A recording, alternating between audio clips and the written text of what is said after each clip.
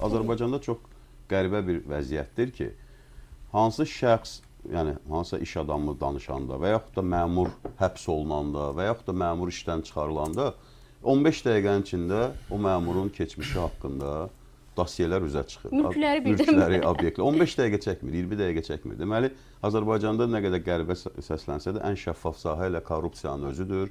Korrupsiya əməllərinin hamı tərəfindən görülməsidir.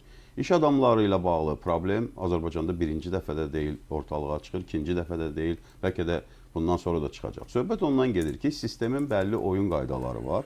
Bu oyun qaydalarına riayət edənlər uğur qazanır, riayət edə bilməyənlər uğur qazana bilmir. Əsas o müsahibədən çıxan əsas nəticə bu idi.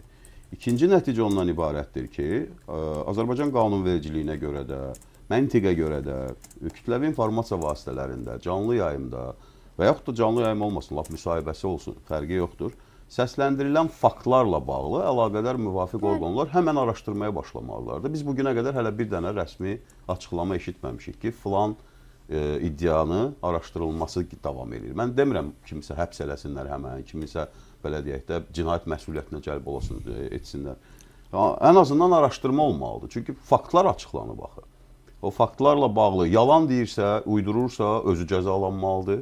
Yox, əgər əsli asları varsa, onlar araşdırılmalıdır və nəticə etibarilə bu, belə deyək də, pozitiv dəyişikliklər üçün istifadə olunmalıdır.